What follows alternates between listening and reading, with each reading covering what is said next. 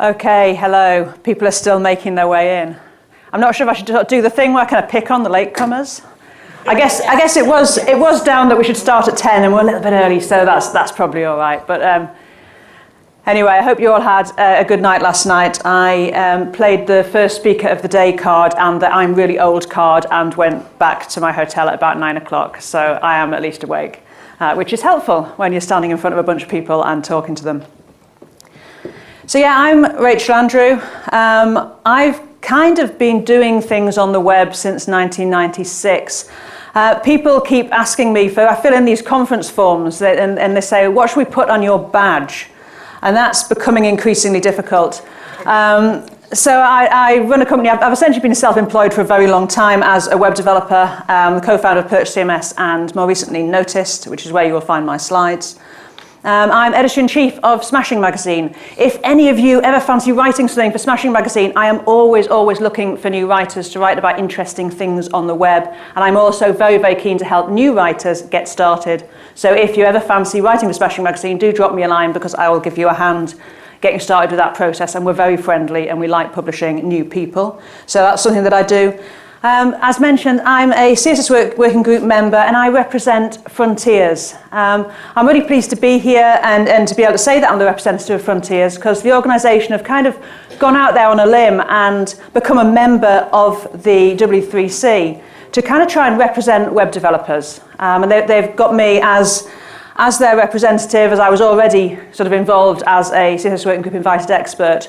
And so I kind of know a little bit about the inner workings of the W3C. I'm discovering an awful lot more as an official representative rather than just someone sitting on a working group. But that's what Frontiers are doing. And I'm sort of really interested in finding out ways to get more feedback from the Dutch web development community to the W3C and to the CSS Working Group by way of that association. So as mentioned, when I'm not doing that, I'm mostly either running or cycling or swimming or flying small airplanes. I'm a student pilot. I have a long-suffering flying instructor who sort of wields a clipboard and yells at me as I attempt to land. It is the hardest thing I've ever tried to do, but it's great fun. So I can talk about any of those things, but while I'm up here today, I'm going to talk about CSS, and I'm going to talk about CSS Layout in particular because that is very much my favourite thing to talk about. And I'm going to talk a bit about grid layout, of course, because that is something that I go around the world talking about and have been doing for a very, very long time, since long before it shipped in browsers. We've had grid layout in our browsers for just over 2 years now. I started talking about the spec in sort of around 2011, so I was talking about it, making examples that worked in browsers that started to ship bits of it for years and years and years before it actually got out from behind browser flags into the hands of everybody else. At which point I was very pleased because I was starting to become some sort of CSS vaporware lady. So I was quite pleased when it actually did launch and I could say, yes, now we do have it. And so 2 years on, we're seeing quite a few people using grid layout on their sites. We're seeing some quite big sites implementing things with grid layout, which is really great to see. And we're starting to see all the problems that people start to run into, things that maybe they think the specification should do and that it doesn't, and things that maybe they're sort of discovering use cases they didn't have before. So I get quite a lot of questions about grid. Most of my mailbox is full of questions from people who are starting to use grid layout. And I get a lot of this. And also on Twitter, of course, which is the source of all sorts of strange questions. People are saying, well, I've already learned Flexbox. I can make Flexbox do absolutely anything I want, so why should I bother learning grid? Now, I find this fairly baffling, because no one asks me this sort of thing. No one says, should I use colour in my web design, or will fonts be enough? No one is asking this question, but they're constantly asking me this. Should I build my site using Flexbox or grid? Almost as if we're talking about Bootstrap and Foundation. Oh, you don't want to mix the two, bad things will happen. And so as we're kind of moving into this era where a lot of us can use either, I'm aware of the browser compatibility problem. I don't live in an ideal world either. I know that sometimes it is going to be easier to use Flexbox in terms of older IEs, for example. But as we move out of that, it really is time to stop thinking of Flexbox and Grid as if they are two completely separate layout methods, and that you should only use one or the other, otherwise something terrible will happen to your website. Use the layout method that suits the pattern you're trying to create. The fact that these are different specifications is basically just CSS Working Group process. We broke everything down into different specifications with CSS3 because otherwise the CSS spec would be this enormous book by this point. Be like, those Encyclopedia Britannicas people used to have in their house. It'd be like that, you wouldn't want that. So we've broken CSS down into lots of different specifications. But the fact they're different specifications is literally just process. It's how we deal with them in the CSS Working Group. It is all CSS. Please just use CSS and use the right CSS for whatever it is you're trying to achieve. Because if we do look at browser support, there's not a whole lot of difference at this point. Your older versions of IE do have Flexbox support, but as I'm sure many of you know, it is not perfect. So you're going to be having to deal with some issues anyway if you're using Flexbox in older IEs. You're going to have to be working around that. So it may well be, if you're building something brand new now, there really is a good case for saying, use whatever suits the pattern best and then deal with the fallbacks, whether they're fallbacks for Flexbox being buggy in IE11 if you haven't support IE11, or if they're fallbacks for Grid because you don't have it. I think really, you could be using either and dealing with the fallbacks. Out of interest, because I like to know these things, who is still having to support IE10, fully support IE10, same as everything? IE11? Right, yeah. I like asking these questions because it sort of changes. It also changes with different areas of the world. I go around all over the place talking to people, and it's interesting how the sort of browser support issue changes as you speak to different audiences and the sort of different markets people work in. I know that really with old IEs, it tends to be your big companies that are sort of stuck on IE because they've got in-house stuff that doesn't work if they move away. So yeah, use the patterns, build the things with whatever pattern you've got, and then worry about the fallbacks. What I would say, don't hobble your creativity and productivity to the web browsers of the past. If you are building for IE11, you are basically tying everything you're doing for your modern website to this old browser. And it's perfectly possible to create good fallbacks and to create a decent experience in those older browsers while still taking advantage of newer technology. And if you look at the patterns you've got, if you take in each individual component, look at that, it will generally tell you which layout method is going to suit it best. Certainly as you start to use these things a bit more, you're going to look at things, you're going to say, that's pretty grid-like, or that looks like a flex layout. If we take a look at Flexbox first, what Flexbox was designed for and what it's really, really good at, and nothing else is as good at this, is taking a bunch of different sized things. So you've got a bunch of things, they've all got different amounts of text in or different amount of content. One of them's got an image in, a whole bunch of stuff. It's all different sizes. You want to chuck it at the browser and say, hey browser, can you just lay this out in a way that is nice and readable, that is going to make sense? We don't want a great big thing squashed into a tiny column and then loads of space around some little thing. Take this stuff, lay it out in a good way based on the content that you've got. So you get this kind of thing. Now that isn't a grid. It's basically a bunch of stuff, and Flexbox has looked at the size, and you can see that longer things, longer phrases have got more space. They've been assigned more space. Flexbox is brilliant at this. This is what it's designed for. It's this kind of squishy thing that just assigns space nicely to the things that you've got. So it's useful if you've got stuff like sets of tags or labels or whatever that you just want to lay out in a nice bunch and you don't want to put them into a strict grid. Really great for that kind of thing.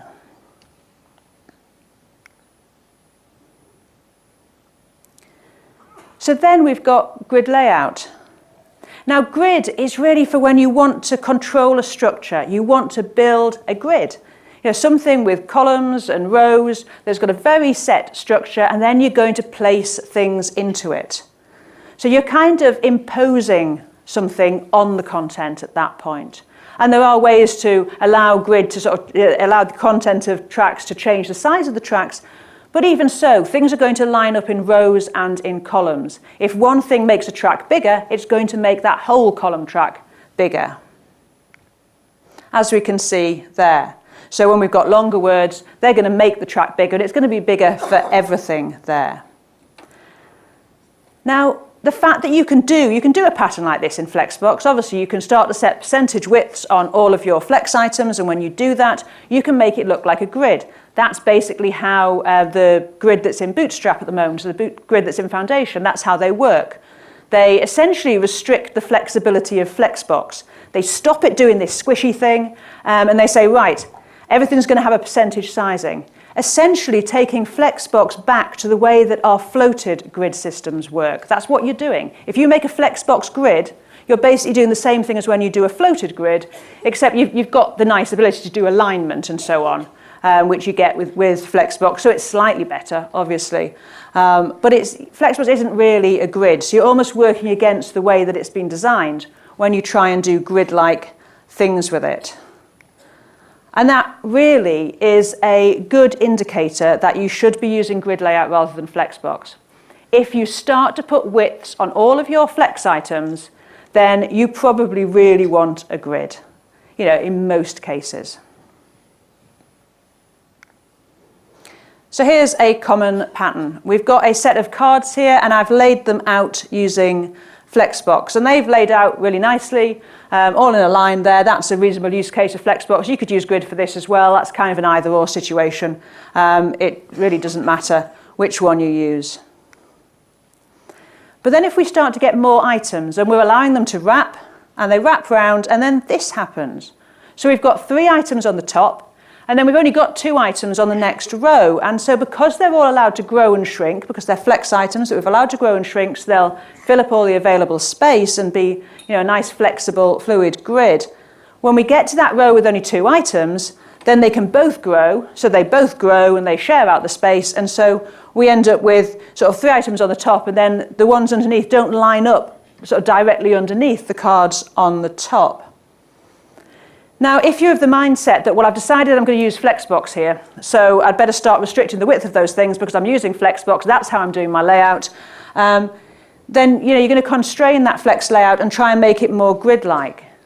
But if you see the things as interchangeable, if you get to that point and look at that and say, actually, I want card 4 and 5 to line up underneath 1 and 2, if you think, well, actually, I'm using the wrong layout method to do that, that's a grid. So then you can just switch the layout method that you're using. And it really is a couple of lines. A couple of lines and a flex layout becomes a grid layout, and you've got exactly what you wanted. You can see something different there if you compare the 2 bits of code. There's a difference between how we use flex and grid. With grid, I'm doing all my sizing really on the parent. I'm doing that on the grid container. I set up my grid tracks, and then the items go into the grid tracks. With Flexbox, you're doing more on the child, because you've got to control the sizing on the child to make a difference to the general sizing of things in a flex layout. But it's pretty easy to switch about and see which works best, the pattern you're trying to create. And all the time when I'm developing stuff using Flexbox and grid, I'm switching. I'm like, oh no, actually, Flexbox would work better here, or grid would work better here. And I'm trying it out, and I'm seeing which things will work best.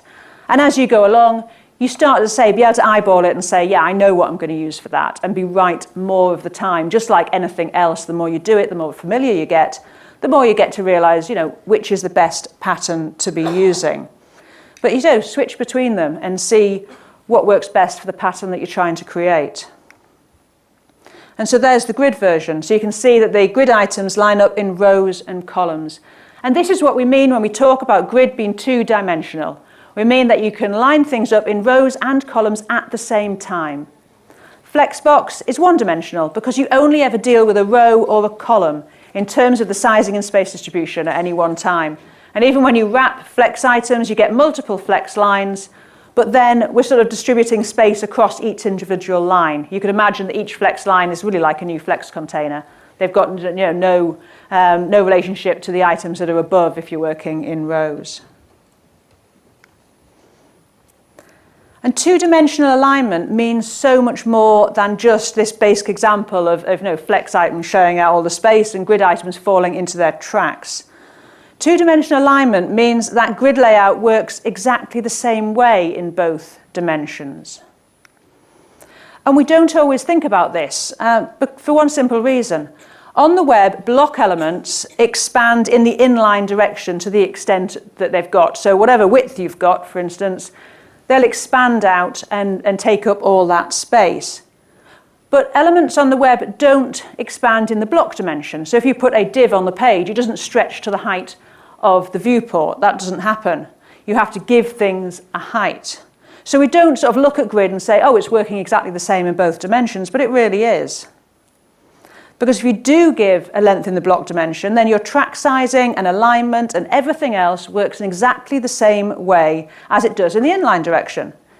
So you can play around with things in the block dimension. You can play with heights, which is something that we haven't typically done on the web because it's been very, very difficult to play with height or the block dimension on the web, because if you left a bit of white space with a floated layout, it's quite likely that something would float up into that gap. It was very, very hard to leave white space in designs with a floated layout.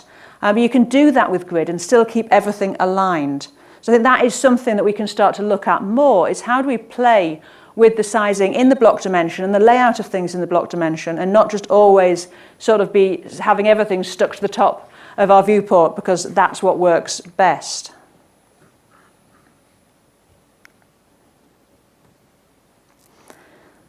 So another reason to use grid would be to help with these layouts that are restricted in the block dimension. So we get a pattern sometimes where you have neat sort of fixed height rows of content. Now you sometimes see people doing this for things like sort of navigation. Maybe you've got like a bunch of articles and you want to have an image and then some text over the image. And what you want to do is you want to fix the height of those blocks so it looks really neat. So you come to it, it looks almost like a sort of magazine type layout with very neat little boxes and things. The reason that we don't fix the height of things in the block dimension on the web is that if we fix the height in the block dimension, we risk overflow. We risk our content being too big for that fixed height container. And then we get sort of overflowing situations where content either overflows or we have to cut off the overflow and we end up with a mess. I have a CMS product. I still have people coming into our forums and asking how they can restrict too much content getting into parts of the CMS. And the reason they don't want too much content getting in is because it is breaking their layout. So people are still coming and asking that question. People are still sort of fighting with trying to make things a fixed size and then getting upset when too much content gets in. Someone goes in and wants to put an extra long headline in and it breaks the layout. That's not something that we want to happen. So in this example, I've got a grid template rows property there, and I've said, repeat 3 times 100 pixels. Well, 100 pixels is a fixed length, and so if we get too much content, they're not going to grow because we've actually said you've got a fixed height. And CSS, if you give things a fixed size, it's like, well, okay, then you know best, and gives you that as a fixed size. But that's not actually what we want. What we want is for that track to be at least 100 pixels tall. Because in an ideal world, we'll only get 100 pixels or less of content, and it'll all look really neat and lovely. But on that day, when someone comes along and has a really, really long and very important headline they need to put into that box, they'll be able to, it isn't going to break everything. And so we do that with min-max. This is a function used for track sizing. And it allows you to create the effect of a layout constrained in the block dimension, which can cope with that extra content being inserted. So if we say min-max 100 pixels, auto, the 100 pixels acts as a minimum. So we always want them to be at least 100 pixels, or whatever you put in there, 10M, or whatever it is that you want to use as your minimum. But the max is auto. And when we're looking at grid track sizing, if you use auto, that's the default value for track sizing, and it pretty much means as big as you need for the content that goes in. So if you've got auto-sized rows and you keep on putting content, they'll just keep on growing to sort of take all of the content. So by saying min-max 100 pixel auto, you get that nice, neat looking layout, but it can cope with the real world of the web and the fact that extra content may get in that you weren't expecting. And all of this really is to say that you've just got a lot more choice now when doing layout. And it is a real shame if you look at all this choice and go, oh no, I've already learned Flexbox. This all looks a little bit hard. Take advantage of it. It has been a very, very long time coming. We've been battling with layout methods that were really just completely baffling. I mean, I've been teaching this stuff to people for years.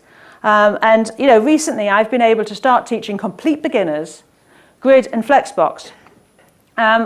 And they just get it. It's just, oh yeah, this is just straightforward. You've got a grid, you put things in it, they lay out on the grid, great. All of the people who, like me, have been doing this for years are like, oh, this is very complicated. And yet we dealt with floats. And that sort of bizarre, like using something that was never, ever designed to do this. And that is how our sort of mental model of all this is, that we should be sort of doing all these strange things, and yet we've got something that is relatively simple. And it almost seems more complex because our mindset is still back in the past. And, we all do it. We all do it. Even those of us who deal with this stuff all of the time are still sometimes having to take a step back and go, I think there might be a better way of doing this now. What is it? And starting to look at that. So, do take advantage of this stuff.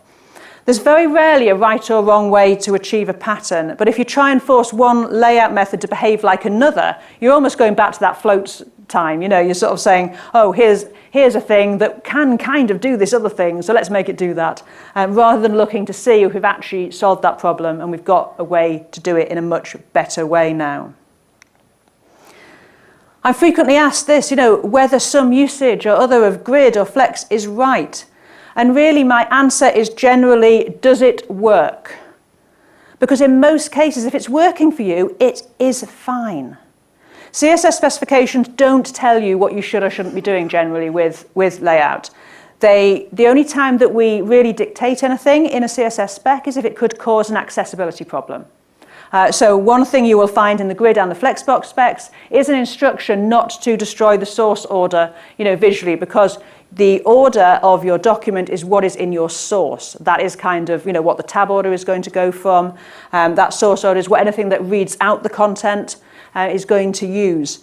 So if you move things around using Grid or Flexbox, you could kind of disconnect the visual display from the source. Now that is something we warn against because that would obviously be bad. But we tend not to dictate how you use these things and really, try out different things and see if it works. We're still in a world where we're working out how best to create these patterns. There are very few really big web projects using, Grid for everything yet. So I think, over the next couple of years, we're going to be figuring out how best to use this stuff. So do experiment and don't worry too much about doing the wrong thing. Test in browsers, test the accessibility of your sites, very importantly.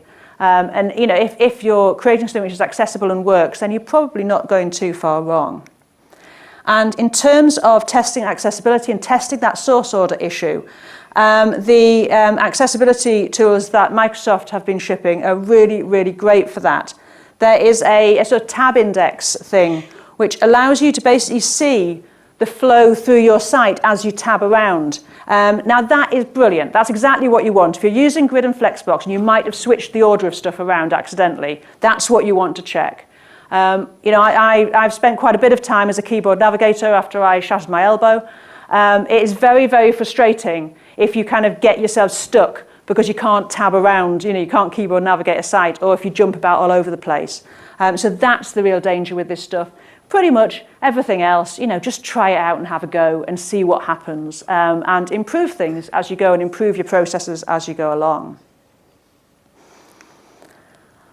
Okay, so there's things we can do, but what can't we do yet? Now I'm interested in that because I want to make things better. I want to solve problems. That's why I do all this stuff with CSS. I want to find out the problems that people have and figure out, if we can make things better, if we can sort of solve more problems.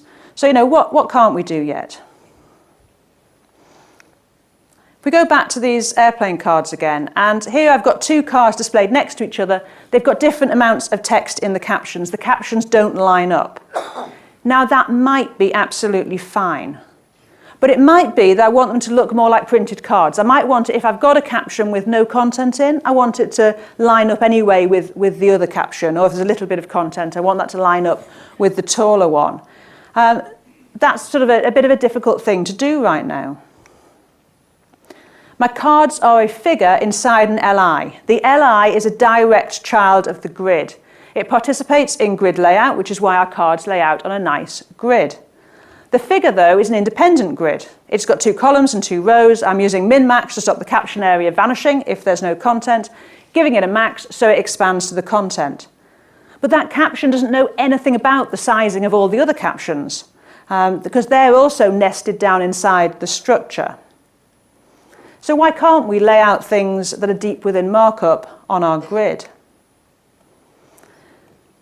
So this is because CSS has this idea of normal flow, block and inline layout. It's pretty much the first thing you learn about CSS. Some things are blocks, some things are inline. And that's sort of the way that things are laid out by default. So if you just write some HTML and load it up in a web browser, it's going to be readable. And that's a wonderful thing about the web. And so essentially, what is happening when we change the value of display to make something display flex or display grid, we just change one level. We change the children. We change, the container becomes a block or an inline item. The direct children become flex or grid items, but their children go back to normal flow because that's what happens. Because if it didn't, you'd have to set the value of display on every level as you went down, and that would be annoying. So we don't do that. We don't inherit the value of display. So things that are nested further down can't become grid items. They're not going to sort of inherit grid properties from the parent. So a simple flex example, we've got a normal flow heading, a paragraph, then a box set to display flex. So the image and the content are flex items, but inside the flex items, we've got in the content, we've got a heading and some more text. That's just displaying in normal flow. That's not become a flex layout. So because those captions don't participate in the grid layout, they can't be placed on tracks defined on the parent grid. And this, as I say, it's generally useful because you wouldn't want the value of display to be inheriting all the way down.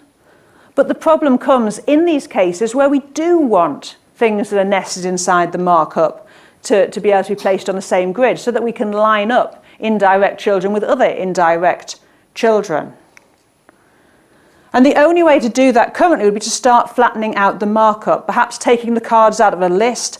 But in fact, to maintain auto-placement, the ability of grid just to auto-place the items rather than me having to position them, I'd have to break up the source order. So then the order would become 1, 2, images, and then the captions, which would be separate. That would be terrible. You never want to do that. We can't do a lot of design features like this easily. And when I started trying to see how it would be possible to make the captions line up in my layout and started doing this, it just felt kind of dirty. It was like going back to this past where, we had like table layouts and so on, where we'd sort of just fragment stuff and put it wherever just to make it work. You don't want to do that. And the fact that we need to rearrange our items to make that layout work means that using display contents isn't going to help us here either. And there's sometimes a bit of confusion around display contents and really what it's for. So let's have a look at display contents because it's a sort of thing that exists that you might want to use in the future.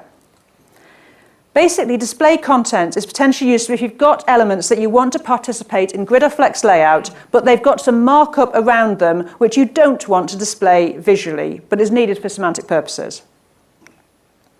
So here we've got a grid with some direct children. The divs are direct children.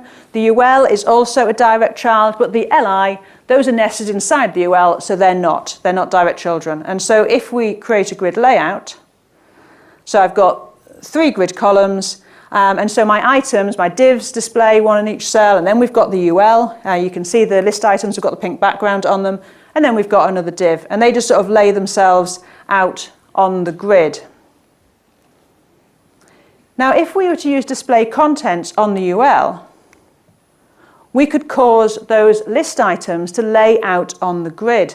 Because what display contents does, it's a bit like using display none. If you say display none, what happens is the box that you say display none on vanishes, as does all of its children. So it's as if you've never put it there at all.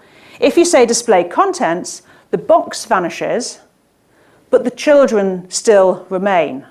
And so they, in terms of layout, can then participate in the grid or flex layout. Now that doesn't really help with our problem, but that's kind of an interesting thing to be able to do, except that there is a horrendous browser bug at the moment in pretty much everything, although Firefox have mostly fixed the problem, I think.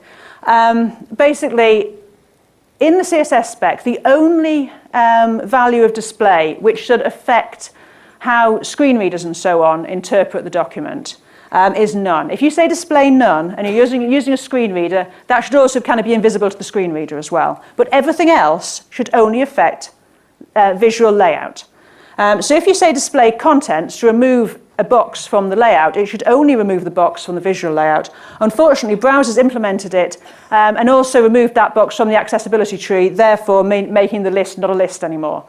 That's useless. They're all fixing it. They all know it exists, but it does mean that display contents isn't altogether that useful at the moment. But I think it will be in the future for creating some of those patterns where you've got a box that is needed, semantically, but isn't wanted in the layout, and you can then remove it. However, it doesn't really solve our card problem because we want the boxes. We don't want the boxes to go away. We just want the things to line up with each other. And so this is where we bring in Subgrid. Now, Subgrid is a value for grid template columns and grid template rows that enables you to create a nested grid which uses the column or the row tracks from the parent.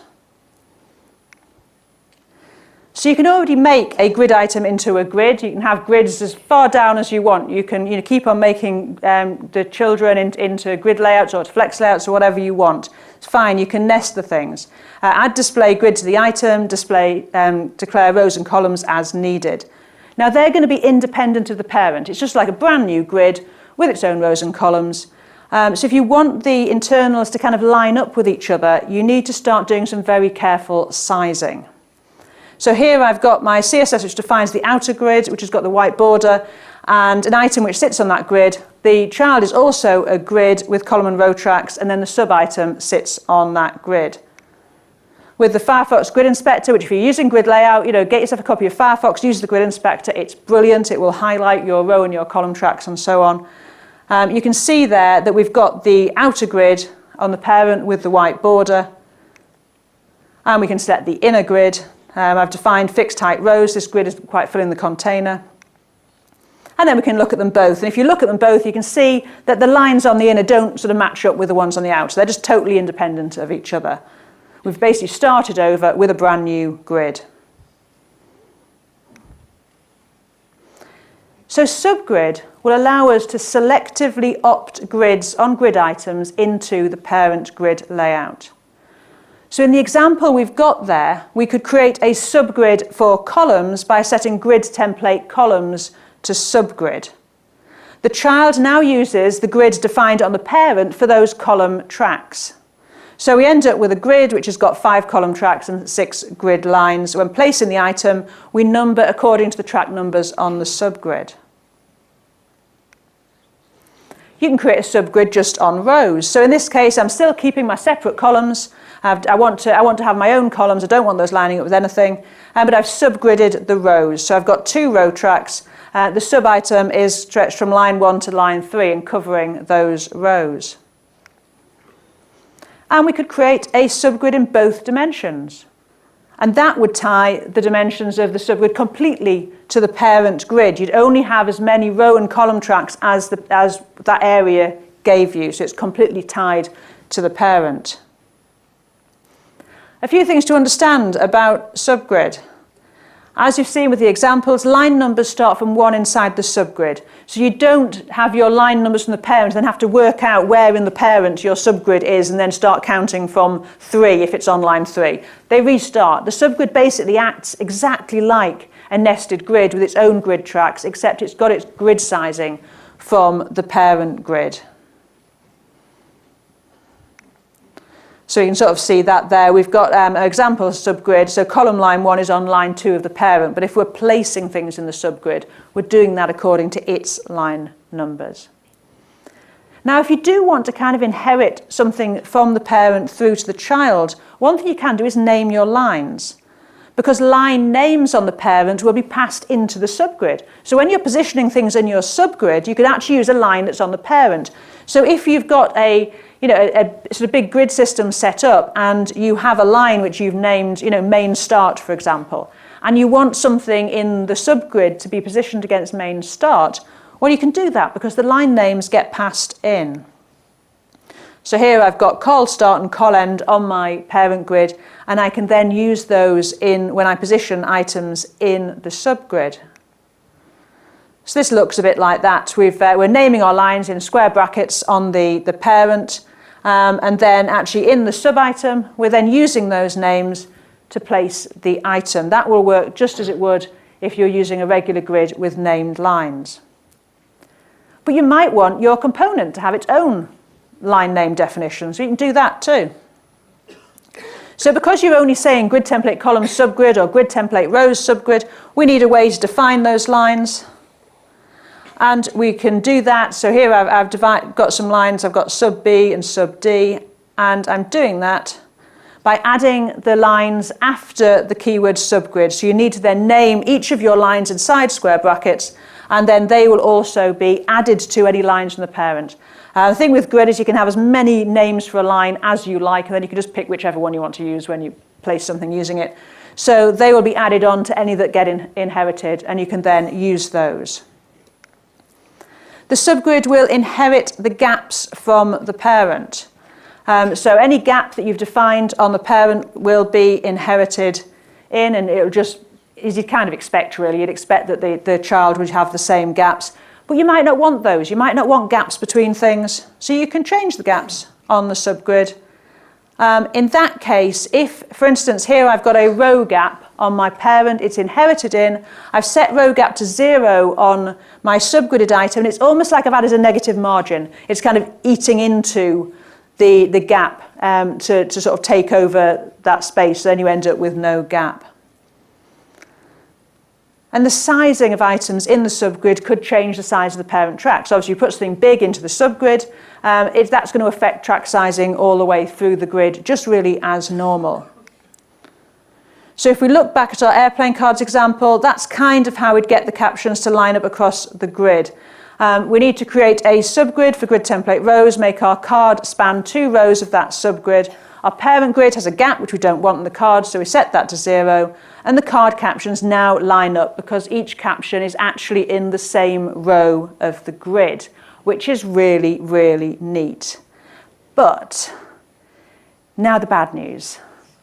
All of those examples were actually done in a version of Firefox which isn't yet released. In fact, they're very, very buggy, and it sort of it was quite a challenge just to get it to sort of sit there and let me take a screenshot before everything went wrong. But it is being developed. But yeah, as yet, no one has implemented Subgrid. The spec is, at a point where it's kind of ready, and we are starting to see that work in Firefox, but at the moment it looks like this. As I say, slightly better news, Firefox are implementing. Hopefully it will be out in a nightly version for you to play with fairly soon. Not quite sure exactly when, because it's got to sort of iron out some bugs and get the grid inspector working properly with it, because that will enable you to look at what's going on. But hopefully we're going to see that out in Firefox nightly really, really soon, probably behind a flag, so you'll be able to play with it. And I really want you to play with it. When Subgrid gets out into nightly, I really, really, really want people in the web community to look at it and say, does this solve our problems? Because while it's behind a flag in nightly, and that's the only browser to have done an implementation of it, that is a really, really good time for you to say, hey, this doesn't solve a problem we've got. And let people like me know, and I will take that back to the CSS Working Group and say, hey, look, we've got this Subgrid thing, it's great, people love it, but could it also do this? So while things are behind flags, while things are in experimental browsers, and particularly when we only have one implementation, that is a brilliant time for you as the web community, as the people who will be using this in the future, to have take a bit of time testing it and come back and let us know if you spot a use case that you don't think is solved by what you've got there. It's really, really important because we are losing rendering engines. We are losing places where experiments are going to happen. I only started talking about grid layout because I had the version that Microsoft implemented in IE 10.11 to play with. I'd sort of heard about this grid layout spec. I realized that Microsoft had implemented in IE 10. I was able to get hold of it and play with it and really start to push for it to become a specification that would then be implemented in all of the browsers. So as we lose these rendering engines, we're losing Edge as an independent rendering engine. It is becoming more and more important that people like us feedback and make sure that we sort of keep this stuff in our mind. It's not just browsers that should be driving the direction of the web. It should be all of us. We do have influence as people who use the web. And we do that. We can tell browsers exactly what we want in the platform. And there are ways to do that. So to start with, we can literally just go and show our support. We can find the issue raised for implementation of a feature in the browser, and we can star it or follow it. Now, this is the bug for implementing Subgrid in Chromium. Now, to make it easy, there is a QR code that will take you to that page. You can go there and you can just star that bug and say, yes, I would like Subgrid to be implemented in Chrome. You can comment on bugs. I would suggest only commenting on browser bugs if you've got a new use case, you've got something that you sort of feel you can add, you've found a bug, if they've started implemented it and you find a bug, go and mention that or raise a new issue. But just going and starring it and saying, hey, this is something that I think that we want, that's a really good thing to do. And you can do that for anything on the web platform. Go and search the bug tracker, find things that you want implemented, and go and say, hey, I'd like to see that. As I mentioned, Firefox are implementing. Here's the meta bug for Firefox in Bugzilla. You can go there as well. Again, you can follow that bug. The nice thing about following a bug or starring it is you'll get updates. So whenever something happens, like with the display content stuff, that's something I've got starred. It means that when something happens with display contents in Chromium, I'm like, oh, right, good, some work's been done on that. And I can go and have a look, maybe test it out if something's shipped, and see if it is actually helping. So that's kind of useful. You can get a heads up for changes. Now, I don't know what's really going to happen with Edge's user voice, but their engineers are still working on, they're going to be committing to Chromium. They already are starting to do that.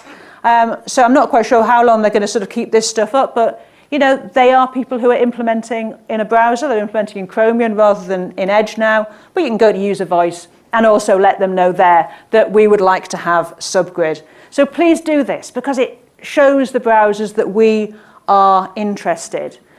People are often very surprised to realize how small the teams are that implement this stuff in browsers. They're big companies, but there are very, very few layout engineers who work in browsers. So they've got to prioritize their time. And to do that, the engineers might be like, yeah, I'd love to implement Subgrid. That'd be really interesting to do. But they've got to get their boss to agree to it. And they're more likely to be able to get their boss to agree to it if the web community is saying, we'll be really, really pleased if we see this implemented, because that's a kind of a win for the browser to make people who are using it happy. Other ways to contribute. Write about features that you want to see in browsers. Write up your use cases.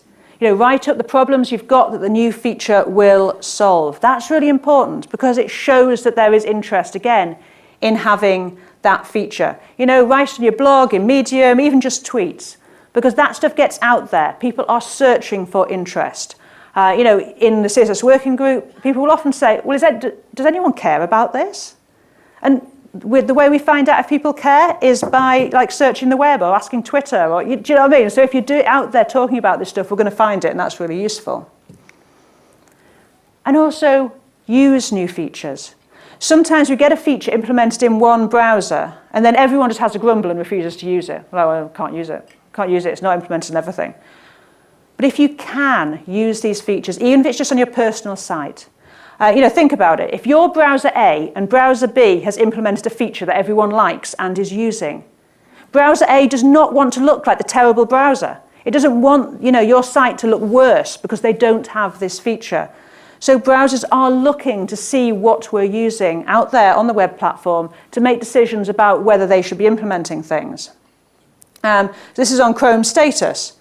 So here I'm looking for grid template rows to find out, you can see how that's suddenly taking off, as people are starting to use it. So browsers are looking to see what we're using to work out whether they need to implement something or not. So do use things where you can. I know it's not always easy to sort of invest time in something that you can't sort of use everywhere, but these things that you can use in a progressively enhanced way, drop them in there. Let's say, try them out on your personal site. That's all stuff that's out there. And then use these new features when they come behind a flag. As I say about nightly, you get the nightly version of Firefox, and when Subgrid appears, play around with it. Just see if it'll use some use cases. I've put loads of examples out there already, so they're there for when it ships. Have a look at my examples, fork them on CodePen, and just have a little play about, and try and think of some of the things you might use Subgrid for, and see if it kind of ticks all those boxes. That would be really, really helpful. So do try stuff out, because, as I say, it is the time that you can feed back and actually change the specification. There are very, very few people who bother to offer feedback to the CSS Working Group. So your voice is massively amplified over all the other web developers in the world just because you take the time. I know it can seem a little bit of an overwhelming world. We talk in very technical language and we have very strange arguments. But I'm very happy. I mean, if anyone is a little bit like, I think I've got a use case now, I'm a bit frightened to go and post it because those people seem scary, come to me and I can help you get into shape to post and to raise the issue. They're all very friendly people, but yes, they do have very academic, long-winded arguments, and I can see why people are just like, no, I've got better things to do than deal with this. But please do. Give feedback to the CSS Working Group. The way you do that link is to the issues. So all of the work of the CSS Working Group is done in public. It's all really done in issues on GitHub. So people can raise issues, we raise issues, other people raise issues, browser vendors raise issues. And you can search through the issues and find out stuff on different specs. We try and start them with CSS Grid or whatever, so you know which spec they're for. Some of them are very, very technical. Others are, hey, why can't we do masonry yet? So there's a whole range of different kinds of issues. You can post them or you can comment on issues. Sometimes I will, tweet something and say, hey, we're trying to name this thing. Anyone got any ideas?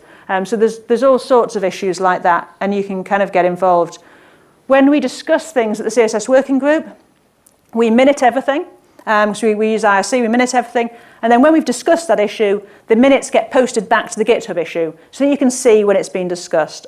Things can take a while to get discussed if no one's working on that spec right now. But we do discuss every issue as we get to. It tends to be that we're working on a particular spec is getting a lot of focus, and then we'll move on to looking at something else. So this is the issues list there, to say, and they're generally fairly organised.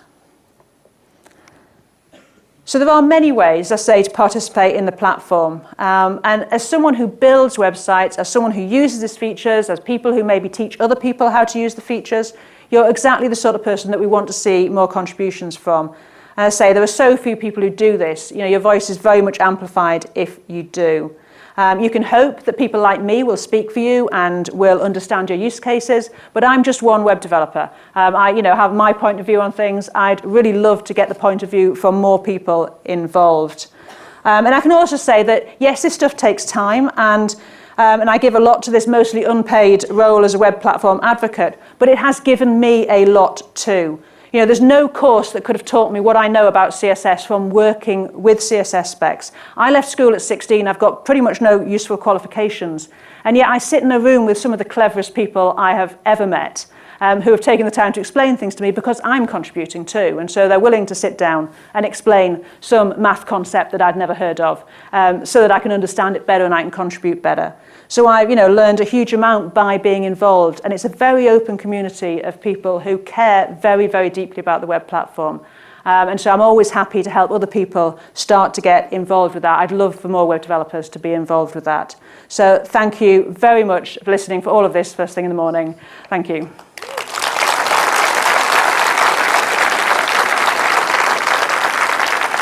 And do we have questions? We have. Hello. Hi, I'm here. Hello.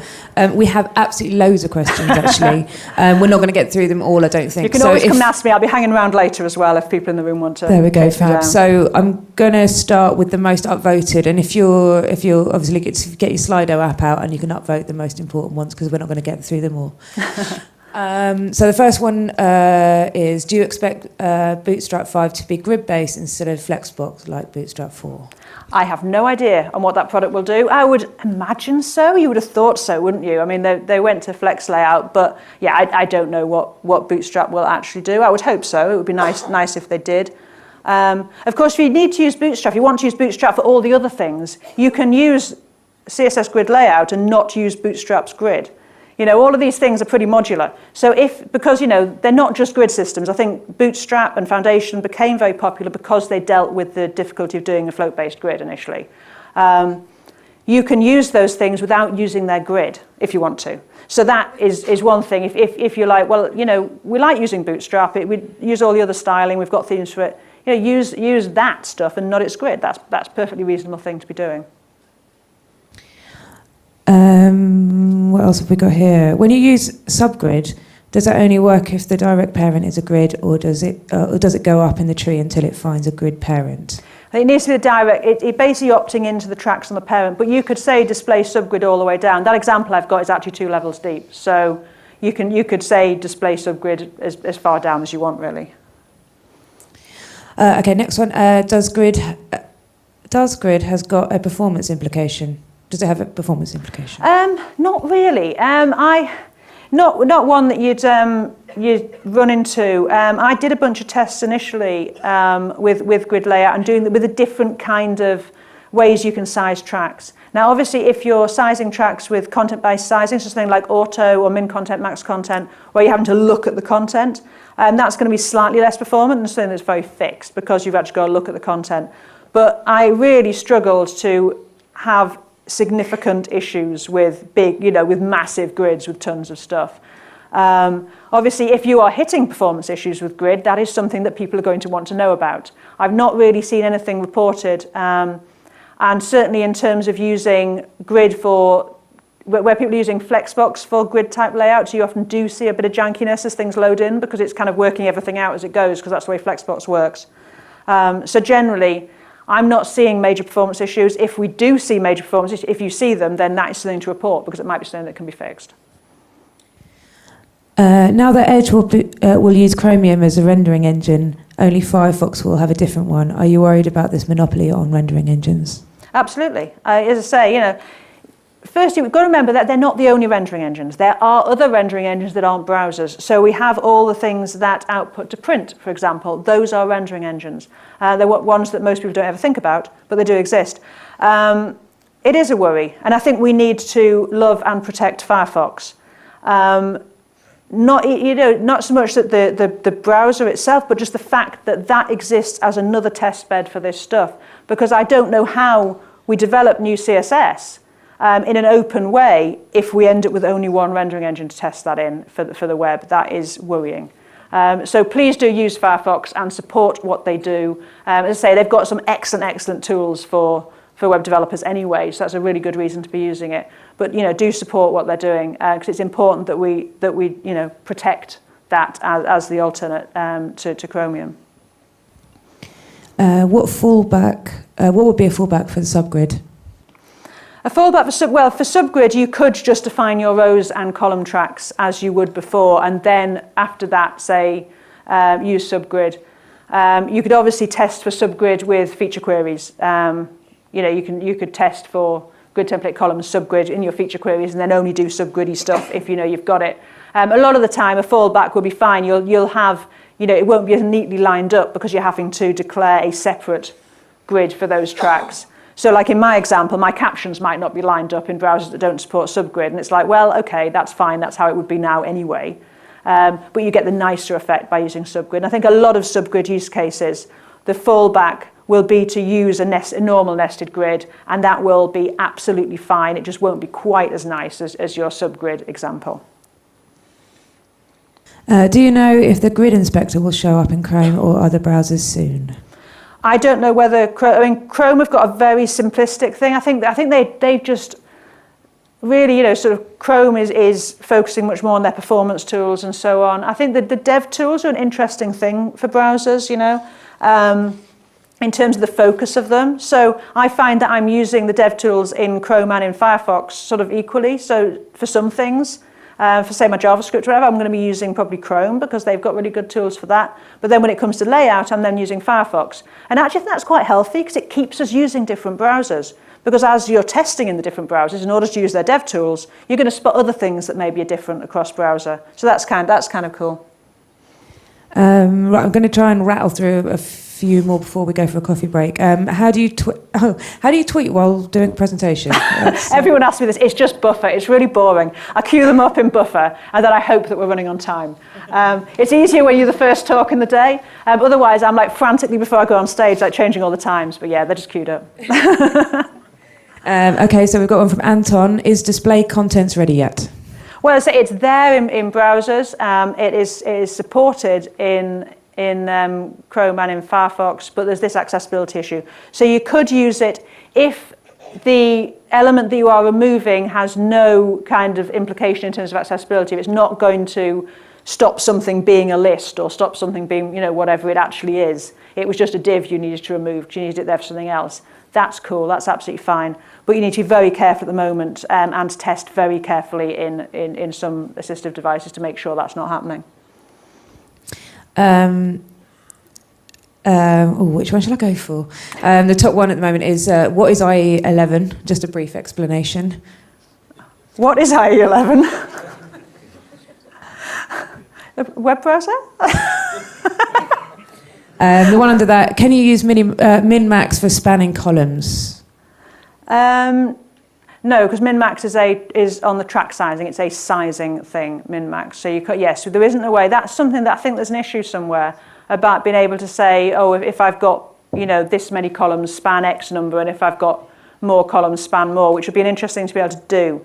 Those are the sort of use cases you should go and raise or comment on issues that we've already got because, if more people want that sort of stuff, then maybe it'll go into a future level. I think I'm going to do one more and then we're going to break. But like as you say, you're around. Yeah, I'm around. You can come and nab me. Any general advice on fallbacks for IE11?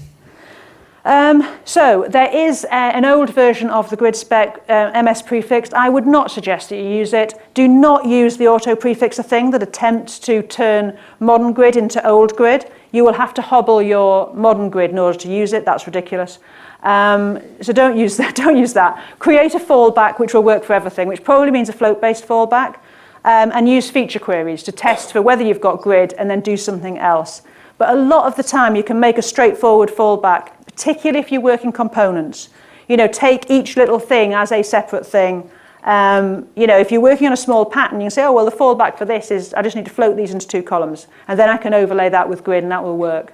If you're looking at your whole site and it's all blown up, then that's a horrible place to start. So kind of treat things component by component, but I wouldn't suggest that you try and use the MS prefix grid unless you're in some terrible situation where you've got like 80% of your users on IE11. And then maybe if that's your world, I'm very, very sorry for you. But unless you're in that situation, I probably would just try and create a fallback that works for everything rather than creating modern grid, old IE grid, and fallback for other things that don't support grid, because that's just creating 3 lots of work, really. Amazing, super inspiring stuff. Can we have a big round of applause for Rachel, please?